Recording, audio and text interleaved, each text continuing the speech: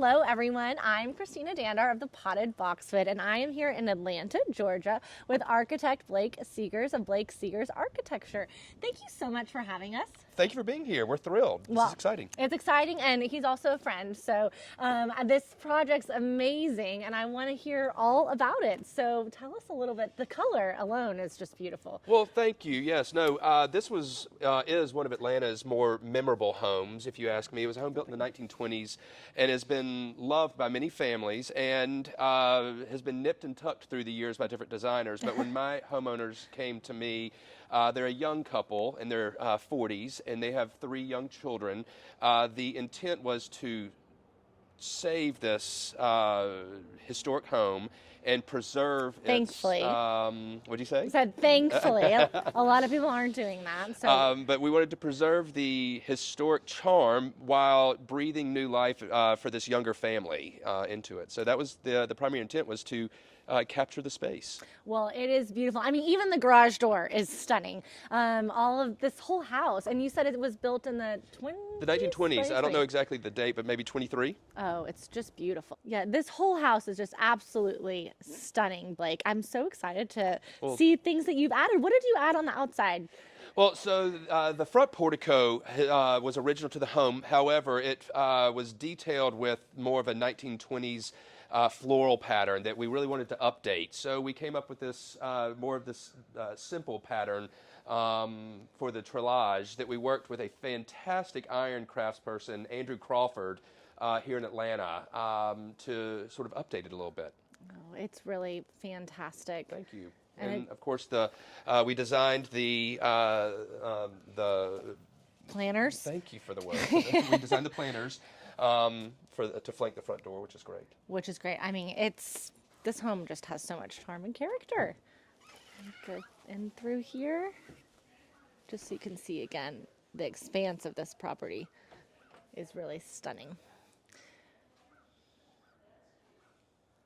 All right, and so now the homeowner herself has also designed the home, correct? So working with the homeowner, she's an interior designer, and she's not afraid to use color, which I was so excited. So many people in the past 15 years have just said, paint it white. And that was the opposite of the homeowner. She really embraces color and is not afraid to take risks, and is quite bold with some of her color decisions and artwork as well. Well, and right when you walk in, there's pink, and then there's wallpaper on the ceiling, which is really special. And the dining room is beautiful. Well, the Degournay fabric is just, it's just fabulous. The intent with all of this, so everything you see here, quite frankly, is new. All of the millwork and the doors, and all of the trim, we really brought it down to a shell and to bring the new life to it. The intent was to maximize as much natural light inside the home as possible, while maintaining its original historic charm.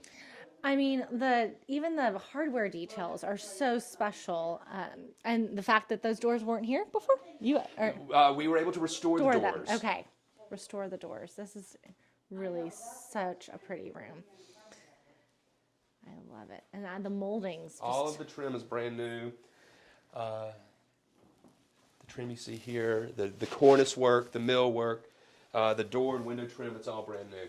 And so you help design and source that? We designed it, we detailed it in my office, and worked with a fantastic trim fabricator, Tim Simpson Millwork, here in Atlanta, to custom cut the pieces. Wow. And we laid them out with the homeowner while considering what artwork would go where. Specifically, we knew that we wanted to use this mantle that the homeowner had found from an antique store, Park Monceau. So we worked the trim around that piece. Additionally, we knew that these sconces and painting would be over the sofa here, so we worked with the trim work to fit the artwork in the house as well. It's really stunning, and just all the paneling and really fantastic job. You are super talented, and you sort of have an own eye for design yourself, too. Well, thank you. That's really great. lots of pretty flowers around, and we'll see. This home will be on a home tour in Atlanta. We're in January. This won't be aired in January, but there's a home tour here called Cathedral Giving by Design, and Blake is a very actively involved and that donates money to different charities. This year's Wellspring Living, right? That's right, yes. This is the third year of Cathedral Giving by Design. As you mentioned, this year all proceeds will be going to Wellspring Living.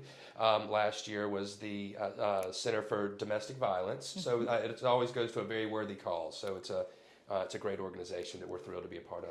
Well, and I am also thrilled that we are in this very cool bar right now. This was your brainchild, was it not? Absolutely. This was exciting. So originally this was it did not look anything like this.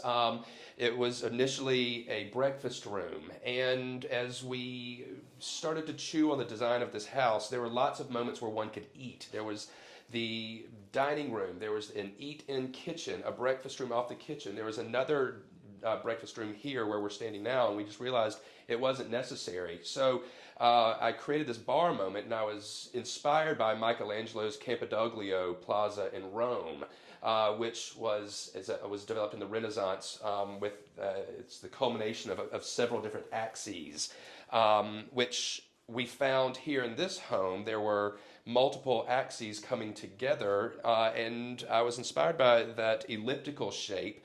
And what better place to congregate than to be a bar? Right. The bar should be the heart of a home, right? So my kind of friend is absolutely. And the color is amazing too, and just all the sconce detail. Right. So this is a Pharaoh and Ball Hague blue that we adorned with the brass sconces and the brass hardware and the brass. We have to swan. talk about the swan. Absolutely. So when the homeowner found the home, there were swan details throughout the home originally on different doorknobs. This was not original to the home. She found this somewhere. I can't say where, but it fits so well to the home, to the original story of the home, and to a lot of the hardware that was existing originally. Well, this is really architectural delight to see. Thank you. And then I love this room. You come in and you have all these shelves and books and. Yes, so as I mentioned earlier, the home was originally built in the early 1920s, and it has been added on to a number of times, and there were lots of choppy moments in the home that we wanted to open up, increase the flow so that there weren't so many pinch points. And also increase the amount of natural light and give the impression of taller ceilings. We have 9-foot ceilings here, but because of the larger cased openings, it does give a feeling of a little bit taller than that. But because the home had a tendency to feel choppy, we had to invent program, and they are collectors of books, and we thought how appropriate would it be to showcase their books and a lot of their family photos in this space right here in the center of the home. We're truly in the center of the home because, again, we have the bar there, and then we kind of look back this way, and there's the door, and just kind of the interesting staircase, too. So, yes, originally, the staircase, this is the original ironwork here, but when you look up the stairs, when I was introduced to the home, that was a solid wall. So this staircase was quite dark. And we removed that wall, and Andrew Crawford, who worked on the treillage out front, was able to seamlessly match the historic ironwork to allow us to look through to see that arched window over the front door to allow for this natural light. But additionally, we added this skylight in so that this center portion of the home could have a natural sunlight glow to it. More light. That's so smart. And then we have to do a quick peek of the back because it's so beautiful. Well, thank you. Yes, originally, as you walk to the back door, and if you notice, this new back door is on direct access with the front door. It was originally a window, and when guests would walk in, the previous owner had a window there with a piece of furniture, so one could catch a glimpse of the backyard, but they couldn't access the backyard. Interesting. And with the young children, I thought that it would be fun to open it up to flow out so the kids could just run to the backyard. And it is such a beautifully landscaped backyard. One wants to just naturally step out and rest their hands on the railing to look over the property. So we introduced the doors and the new terrace, the new ironwork. It's lovely. Yeah. I love the ironwork. What a skill. I mean, it's nice to know that we still have craftsmen that do, things and architectural details that really you don't see very commonly in homes anymore. Well, thank you. I agree. My family grew up around the corner from here, so I have a strong place in my heart for the old historic homes of Atlanta, specifically the Buckhead area. And I just want to protect that. Atlanta's identity has always been based upon tear down, rebuild, tear down, rebuild. Mm-hmm. And that's sort of the opposite of how I've always worked. I'd rather take a space that's been here and recreate it for the next generation, breathe new life into it for the next generation. Well, I completely agree with that, because it's also happening all over the country, sadly, and it kind of, you lose the history and character of the neighborhoods. So here's a lot of the flower prep happening. We'll just do a quick peek because I love these floors, Blake. So the herringbone brick, so again, with 3 children running back and forth, this moment is one of my favorite moments in the house. It's just filled with natural light. It is just a breezeway that goes to the garage, and that's about as special as it is. But when you go back and forth to the garage with 3 children with cleats and lacrosse gear and football gear, you needed something that was somewhat indestructible. So that's where we decided just to go with the herringbone brick. Well, the breezeway of all these beautiful windows, it's amazing. If we can maximize natural light, that's always the intent. Right. A shout out to Nancy over there, our wonderful flower guild. Thank you so much. Thank you.